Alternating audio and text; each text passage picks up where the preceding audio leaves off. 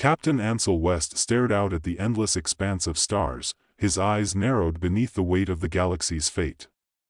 The Valiant Hawk, a sleek, battle-worn starship, cruised effortlessly toward its destination, the black hole at the galaxy's edge. The gravity of the situation was palpable. Yet, at that moment, West was far more concerned with the malfunctioning coffee machine in the command deck's corner. "Come on, Diana, what did I tell you about the coffee machine?" he muttered, pacing over to the small appliance. A few days ago, he'd specifically requested that the ship's AI unit make the coffee machine a top priority. It was just a matter of time before he needed a cup of coffee, and when that time came, nothing could stop him. Or so he'd thought. The AI, Diana, responded in its usual calm, dispassionate tone, the voice of 1,000 ship systems wrapped in one. "Captain, it appears the coffee machine is beyond repair. I would advise focusing your attention on the mission at hand." West grimaced. "You're supposed to be a cutting-edge artificial intelligence, Diana. Can't you just make a cup of coffee?" The AI replied, "My purpose is to ensure the success of the mission, not to serve you beverages." West gave an exaggerated sigh. "A captain without coffee is just a regular person. And you wouldn't want that, now would you?" He glanced around the command center.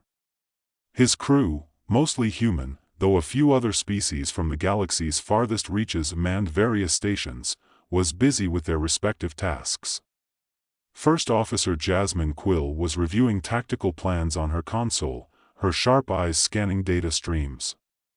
Kelso, the alien engineer, was tinkering with one of the ship's engines, muttering in his native tongue.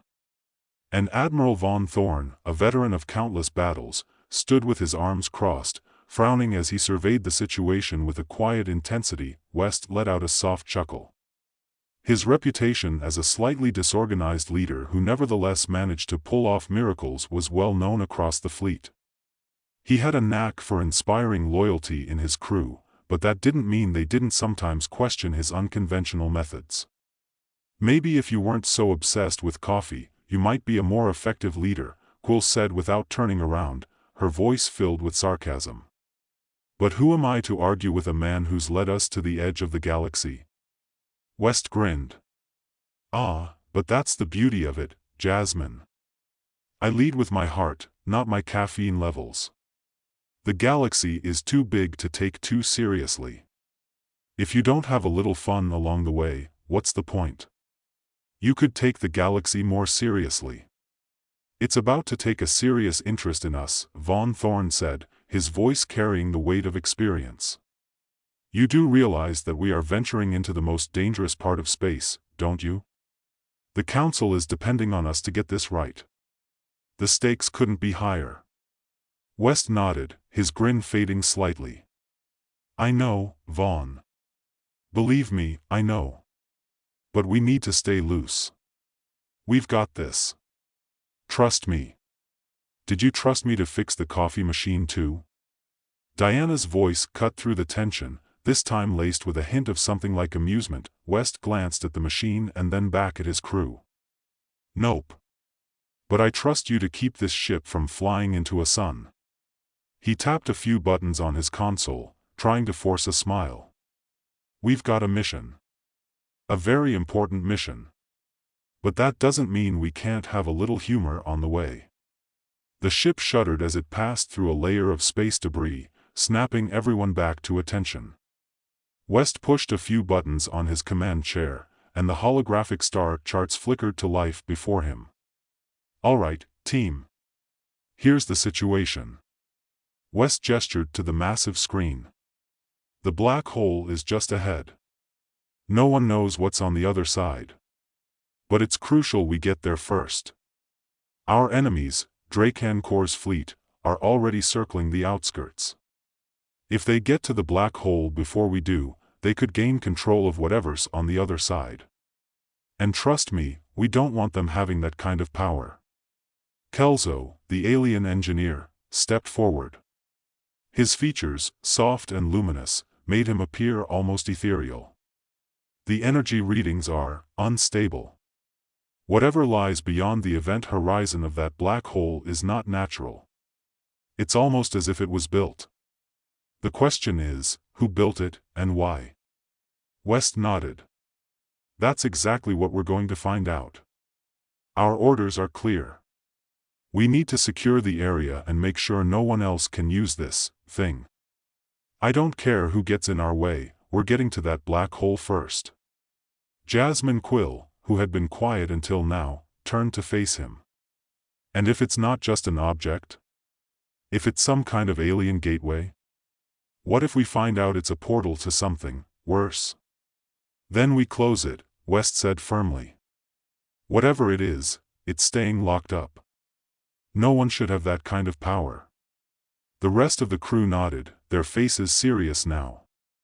They all knew what was at stake. If they didn't get this right, the consequences would be catastrophic. The Valiant Hawk grew smaller as they approached the black hole, its immense mass looming like a great beast just waiting to devour them. Every ship in the fleet was positioned perfectly, each one moving with precision and speed. But the closer they got to the event horizon, the more unsettling the situation became. Time itself felt as though it were bending, stretching in strange, unpredictable ways. "We're almost there," Quill said, checking her instruments. "I can't explain it, but the readings are off the charts. The closer we get, the more unstable everything seems." West looked at the readings on his own console. "Don't worry. We've trained for this." Kelso's voice came through the intercom. "Captain, I'm detecting strange energy patterns from the black hole. It's almost like a heartbeat, as if it's alive." West frowned. "Alive? That's impossible. A black hole is a singularity. Nothing alive could exist in there." "It's not in the black hole," Kelso responded, his voice crackling with urgency. "It's coming from the black hole. Something beyond it, something we can't see." "Looks like we'll have to get a little closer to find out," West said, a dangerous excitement creeping into his voice. As they moved closer, the starry backdrop of the galaxy seemed to ripple and distort. Every light, every planet, every star seemed to stretch unnaturally toward the black hole, creating a surreal and almost nightmarish effect.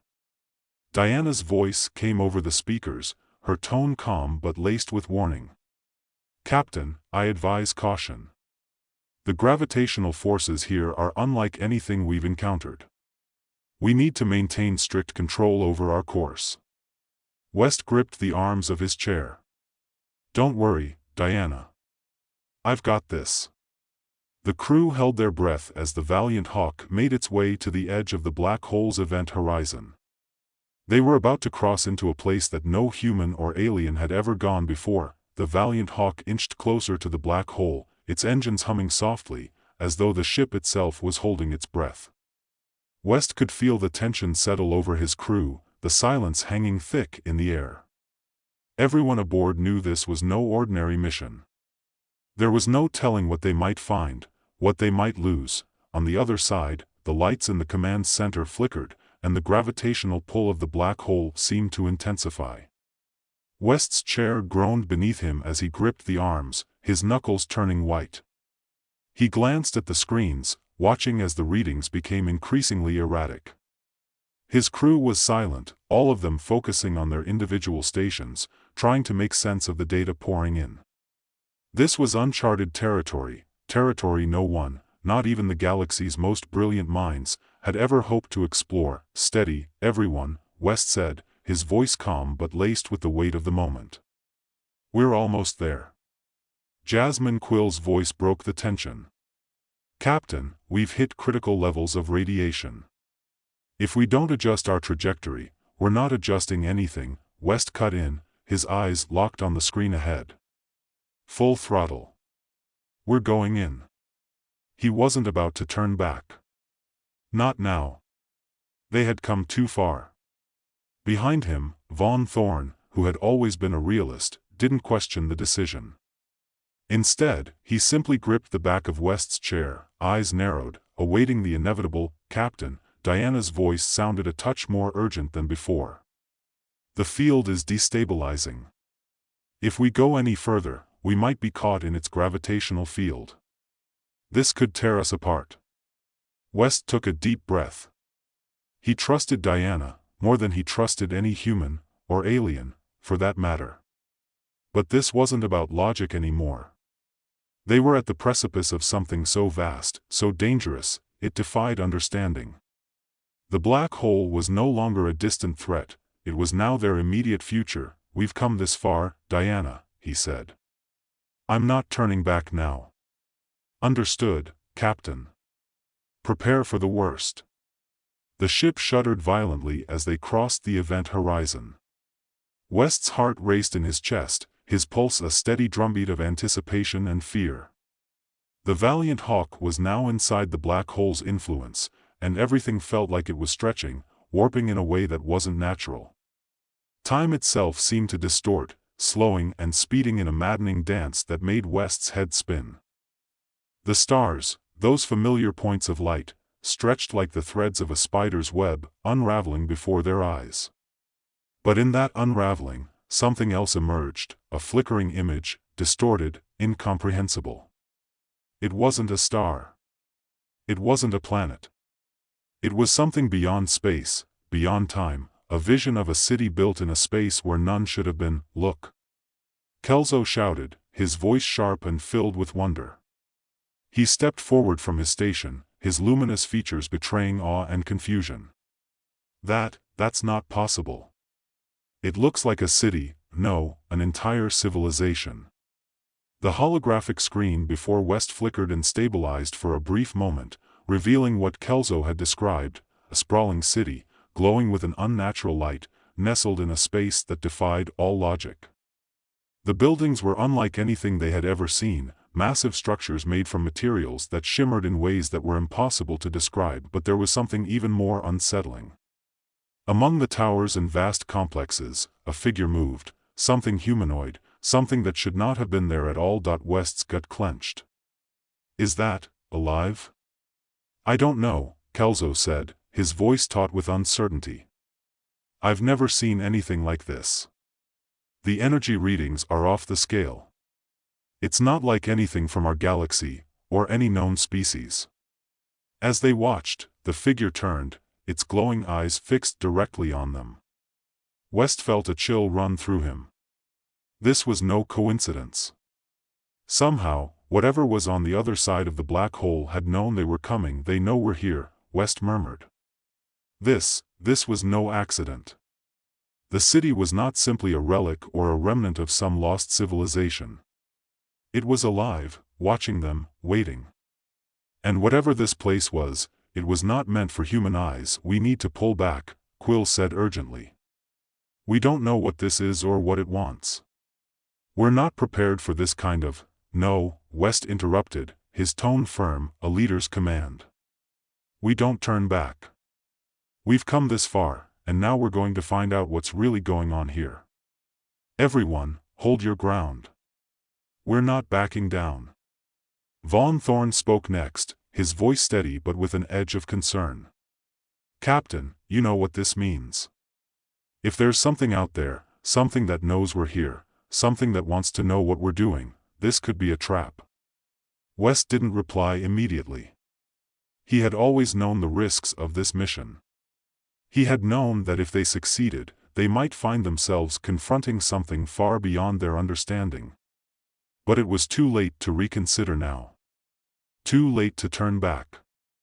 The galaxy needed answers, and this place, was the key to everything. "The only way out is through," he said. "We push forward." And so they did. The valiant Hawk moved deeper into the strange, shimmering world that lay beyond the black hole. The city, or whatever it was, loomed closer, its bizarre architecture now clearly visible through the distorted space around them. Its streets were filled with shapes and shadows, moving in ways that defied all known physics. "Captain," Diana's voice crackled over the intercom, "I'm detecting movement in the vicinity. There are more, many more, of those things." West's stomach dropped. "How many?" "Impossible to tell," Diana replied. "Their presence is overwhelming, but it seems like they're massing near the central structure. We're being surrounded. Kelso's eyes widened as the energy readings fluctuated wildly on his screen. We need to move. This is not safe. But it was already too late. The first of the creatures appeared in front of them, its form bending and shifting, as though made of liquid light. It was humanoid, tall, its body shimmering in and out of focus, its face unreadable, an alien intelligence, a presence that exuded power and purpose. It stood silently for a moment before moving towards them, gliding through the air like a being from another dimension. West felt a knot form in his throat. He had heard of beings like this, ancient, far beyond human understanding, but he had never imagined encountering one. It was like staring into the eyes of a god, and it made him feel small, insignificant. And yet, something inside him, a warrior's instinct, told him not to back down. Not now. What do you want? West called out, his voice steady despite the fear clawing at his chest. The creature did not respond with words. Instead, it raised one elongated arm, pointing toward the heart of the city, where a massive structure pulsed with an eerie light. West's heart pounded. Whatever this thing was, it was directing them, leading them toward something, or perhaps warning them. Either way, the message was clear: there was no turning back now.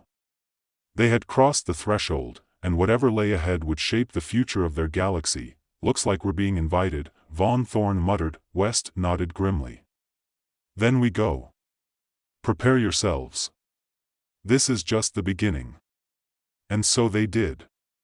With every step, the valiant hawk descended further into the heart of the unknown, into a place where the rules of their universe no longer applied. Into a world where the line between the living and the dead, the known and the unknowable, had been erased. The adventure was just beginning. The valiant hawk glided deeper into the alien city, its sleek hull slicing through the strange, shimmering atmosphere. The flickering lights of the colossal structures below seemed to pulse in rhythm, as if alive, as though responding to their every movement. West's heart raced in his chest.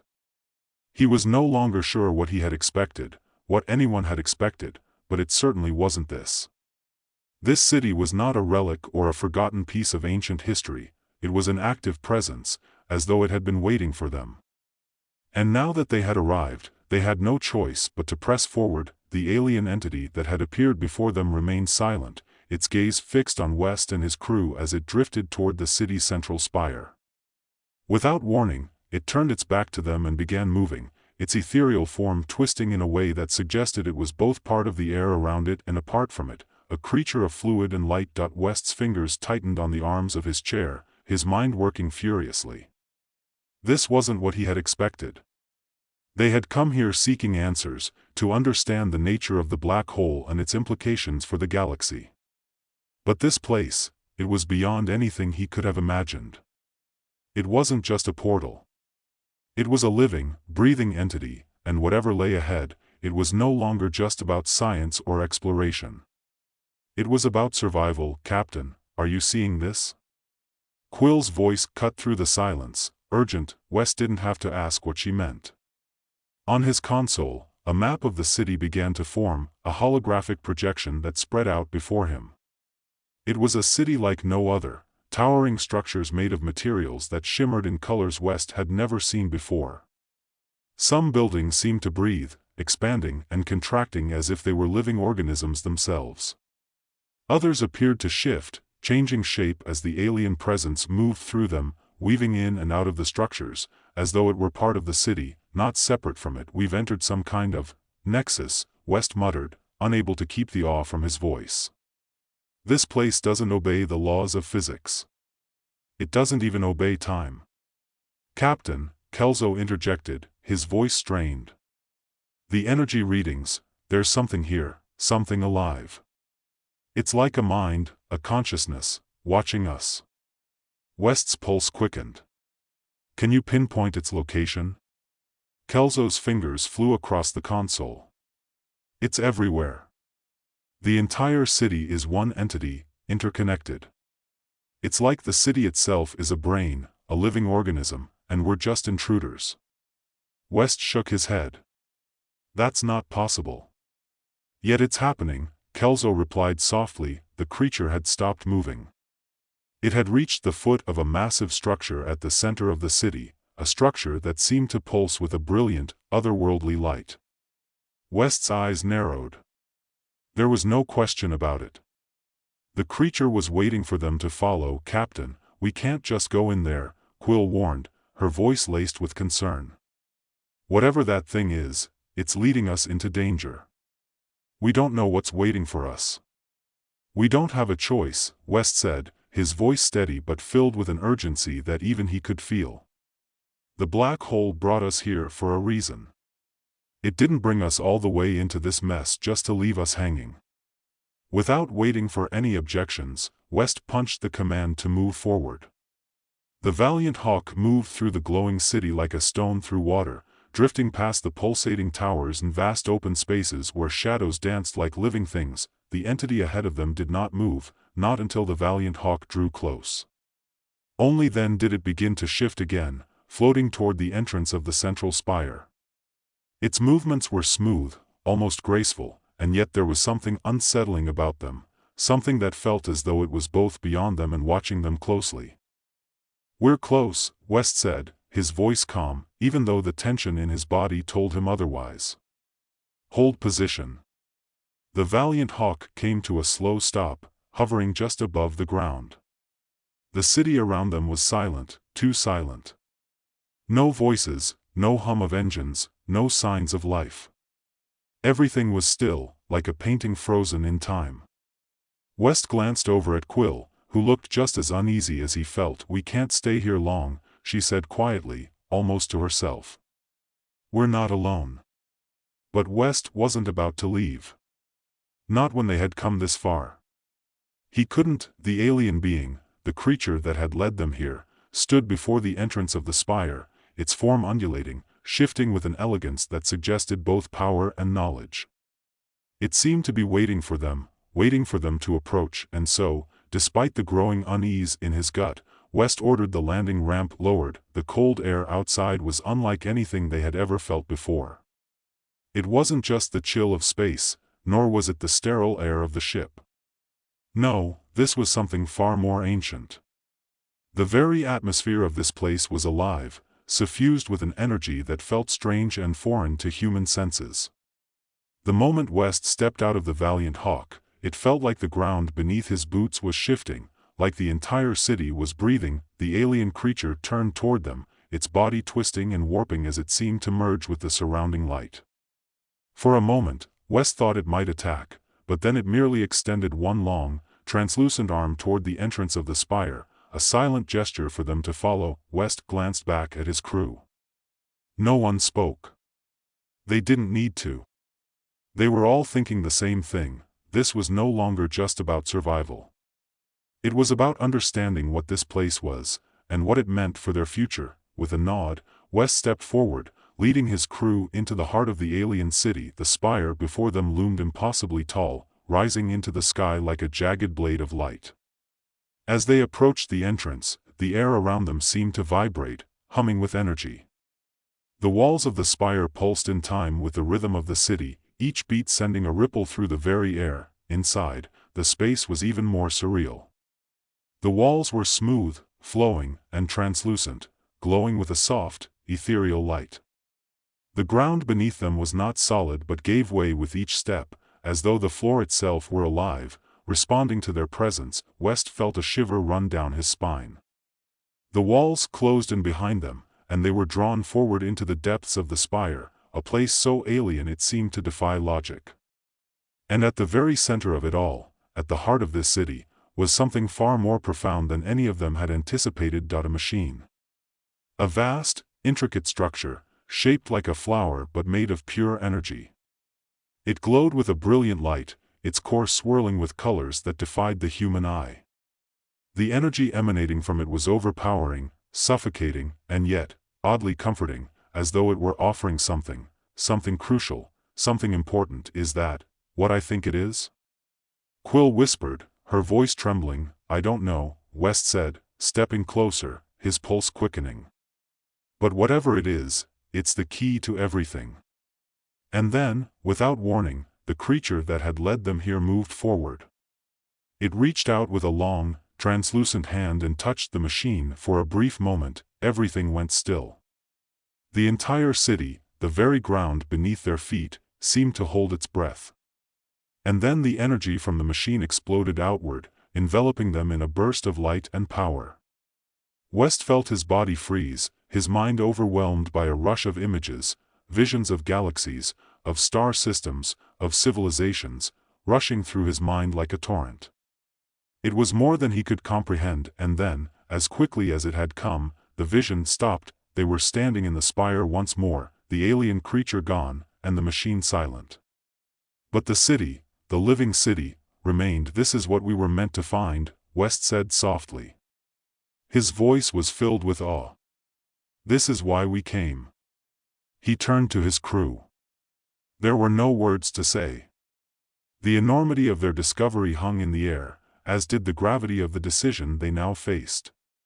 Whatever this machine was, whatever this city was, it was more than just a weapon, it was an opportunity. The key to an entire universe of knowledge, and now it was theirs to protect. West's eyes narrowed, his resolve hardening. He knew that the galaxy was watching them. It wasn't over yet. They had discovered the truth, but now, it was time to make sure no one else could ever misuse it. The journey had only just begun.